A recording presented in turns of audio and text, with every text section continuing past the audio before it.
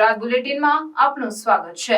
ન્યાય યાત્રાની અંદર મધ્યપ્રદેશના પૂર્વ મુખ્યમંત્રી કોંગ્રેસ ગુજરાત પ્રદેશ અધ્યક્ષ સુરેન્દ્રનગર જિલ્લા કોંગ્રેસ સમિતિના પ્રમુખ અને પૂર્વ ધારાસભ્ય તેમજ ચૂંટેલા ધારાસભ્ય જેવા અનેકો આગેવાનો અને કાર્યકર્તા ન્યાયતંત્રમાં જોડાયા।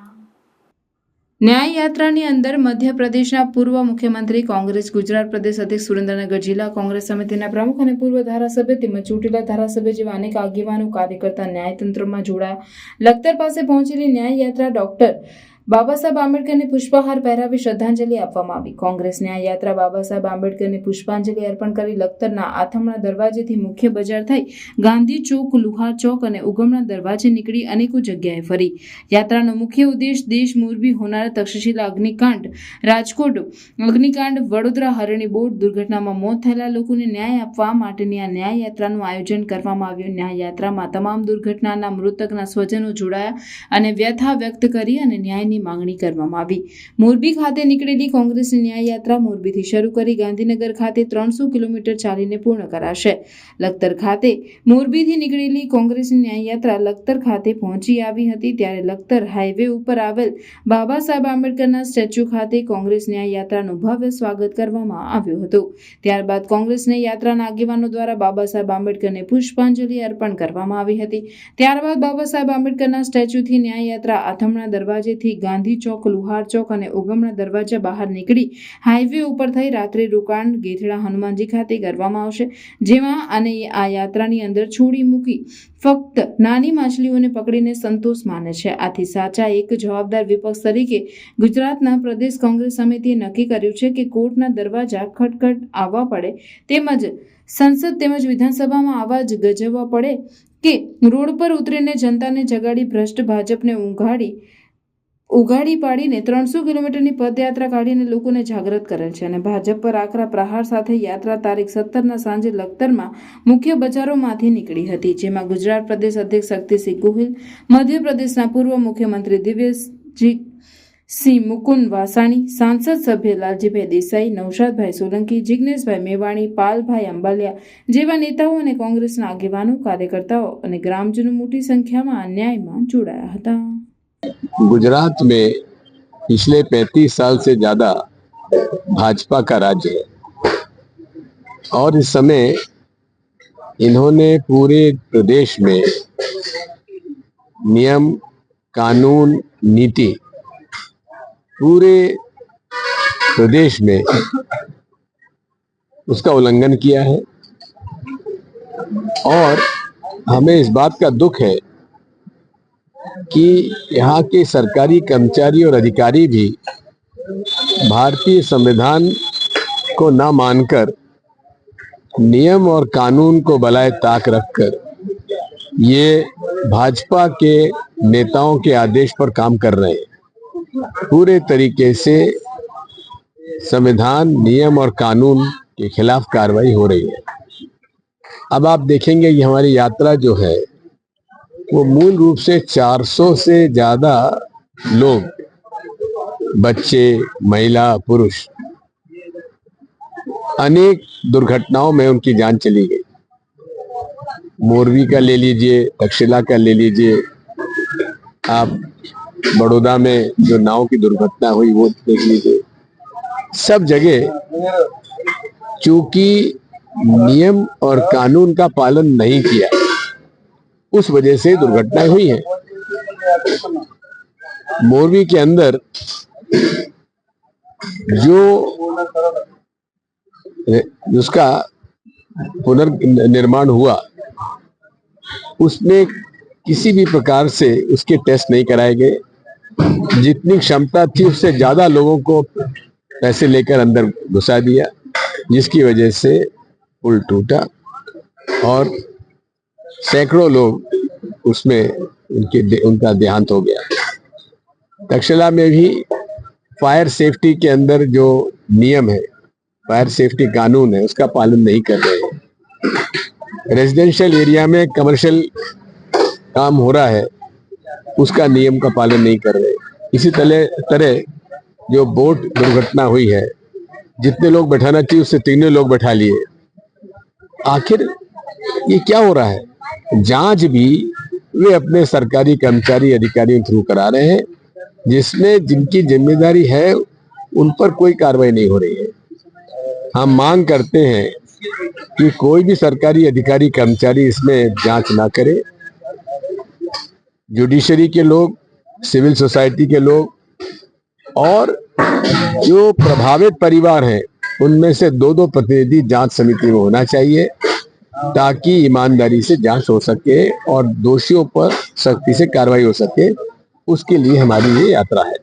ગુજરાતના લોકોની તકલીફોને વાચા આપવા માટે અમારા સેવાદળના રાષ્ટ્રીય અધ્યક્ષ શ્રી લાલજીભાઈ દેસાઈ, જિગ્નેશભાઈ, પાલભાઈ મિત્રોએ વિનંતી કરી હતી કે કંઈક એવું કરીએ કે જેનાથી લોક પ્રશ્નોને આ સરકાર સાંભળતી નથી અને સાંભળવા પડે.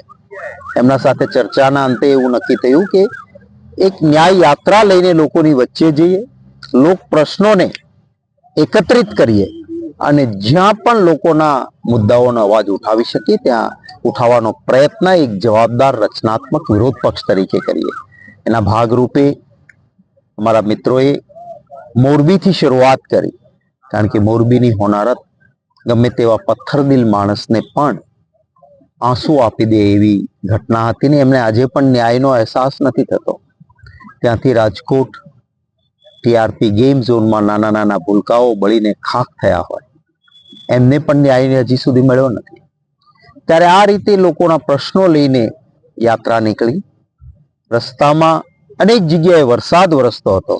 હું અભિનંદન આપીશ આ યાત્રામાં જોડાયેલા તમામ યાત્રિકોને, કોંગ્રેસ પક્ષના કાર્યકર્તાઓ અને નેતાઓ કે લોકોની સમસ્યાઓને ઉજાગર કરવા માટે વરસતા વરસાદમાં તકલીફોમાં પણ આપણે ત્યાં કહેવાય છે ને કે પાँव में छाले होंगे फिर भी होठों पे हंसी होगी वही तेरे चाहने वाले होंगे. એમ લોકોના પ્રશ્નો માટે પગમાં છાલા પડ્યા હોય તો પણ હોઠો પર હસી રાખીને લોકોને મળીને પ્રશ્નો ઉજાગર કર્યા છે.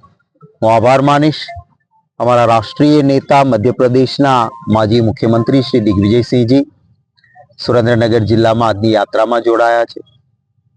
સતત ગુજરાતની વચ્ચે રહીને ગુજરાત કોંગ્રેસના એક એક કાર્યકર્તાની સાથે ખભે સે ખભો મિલાવીને અમને હંમેશા મદદરૂપ બનતા માર્ગદર્શન આપનારા અમારા સિનિયર મોસ્ટ મહામંત્રી ગુજરાતના પ્રભારી મુકુલ વાસનિકજી પણ આજની યાત્રામાં જોડાયા છે. અમારા એઆઈસીસીના બંને પ્રભારીશ્રીઓ બીએમ સંદીપજી અને રામકિશન ઓઝાજી પણ, ઉષાબેન પણ સાથે હતા. એમને અનિવાર્ય સંજોગોના કારણે વચ્ચેથી જવું પડ્યું, એ પણ જોડાયા છે. જિલ્લા કોંગ્રેસ સમિતિ સુરેન્દ્રનગરના પ્રમુખશ્રી અને ટીમ આજે સુરેન્દ્રનગર જિલ્લામાં છે. લોકોનો પ્રેમ અને આશીર્વાદ સતત મળતો રહ્યો છે, એ સૌનો આભાર માનું છું. કોઈ પણ જગ્યાએ આ પ્રકારની કરુણ ઘટના એ ન ઘટવી જોઈએ. કડકમાં કડક હાથે આવા નરાધમો સામે કામ લેવું જોઈએ. ચાહે હાથરસની ઘટના હોય, ચાહે ગુજરાતમાં થયેલા રોજે રોજના સ્ત્રીઓ પરના અત્યાચારના, બાળાત્કારના ગુનાઓ હોય. રાજકારણ એના પર ન હોઈ શકે. રાજકારણથી ઉપર ઉઠીને માનવતાના ધોરણે સૌએ આ દ્રષ્ટિઓથી જોવું જોઈએ અને અતિશય કરુણ ઘટના ઘટી છે. ત્યારબાદ એક વિદ્યાર્થીઓની સાથે પણ મારકૂટ થઈ અને ત્યાં હિંસા ફાટી નીકળી છે, એ અંગે શું? રાજસ્થાનમાં ભારતીય જનતા પાર્ટીની સરકારે કાયદોની વ્યવસ્થા જાળવવાની બાબતમાં સદંતર ચૂક રાખી છે એમ કહીએ તો એમાં અતિશયોક્તિ નથી. અને આ પ્રકારની પરિસ્થિતિ ન ઊભી થાય એ જોવાની જવાબદારી સરકારોની હોય છે. અને જવાબદાર કોઈ પણ હોય એના સામે કડક હાથે કામ લેવાની પણ સરકારની જવાબદારી હોય છે. કોંગ્રેસ પક્ષ દ્વારા ખનીજ માફિયાઓ સામે શું એક્શન લેવામાં આવશે? અમારી સરકાર આવશે ત્યારે અમે લઈશું. અત્યારે તો અમારે અવાજ ઉઠાવવાનો હોય છે, અમે ઉઠાવીશું. તમારો પ્રશ્ન છે એટલે શ્રદ્ધા તમને કોંગ્રેસ ઉપર છે, લોકોના આશીર્વાદ મળશે ને કોંગ્રેસની સરકાર આવશે તો કોઈ માફિયો દેખાશે નહીં. અત્યારે હપ્તાખોર ભારતીય જનતા પાર્ટી ગરીબ માણસો આ ખનીજ ચોરીમાં મોટા માથાઓ ભાજપના હોદ્દેદારો જ જોડાયેલા હોય છે અને મૃત્યુ પામનારો ગરીબ મજદૂર હોય છે, ત્યારે આવી ઘટનાઓ ન બને. પ્રજાની તિજોરી આ રીતે ખનીજ છે, એના પર જનતાનો અધિકાર છે, સરકારની તિજોરીનો અધિકાર છે, જેમાંથી લોકોનું કલ્યાણ થવું જોઈએ. એ સરકારની તિજોરીમાં ન પૈસા જાય ને ગેરકાયદેસર ખનીજ ખનનથી ભાજપના લોકો ભ્રષ્ટાચાર કરીને માલામાલ થાય અને સામાન્ય વ્યક્તિઓને તકલીફ પડે, એ શરમજનક બાબત છે. આજે ન્યાય યાત્રા જે ગુજરાત પ્રદેશ કોંગ્રેસ સમિતિ દ્વારા આયોજિત કરવામાં આવી છે, એ ન્યાય યાત્રા સુરેન્દ્રનગર જિલ્લાના લખતરની અંદર આજે એક જાંગડાજી માતાજીનું મંદિર છે, મેલડી માતાજીનું મંદિર છે, ત્યાં જમવા માટેનો પડાવ થયો છે. આજે આ યાત્રાની અંદર દેશભરમાંથી લોકો આવીને આ યાત્રામાં ભાગ લઈ રહ્યા છે. મધ્યપ્રદેશના પૂર્વ મુખ્યમંત્રી પરમ આદરણીય દિગ્વિજયસિંહજી પણ આજે સુરેન્દ્રનગરથી ચાલતા ચાલતા યાત્રામાં જોડાણા છે અને હાલે પણ અત્યારે અહીં આરામ કરી રહ્યા છે. ગુજરાતના અનેક નેતાઓ આ યાત્રામાં રોજે રોજ ભાગ લઈ રહ્યા છે.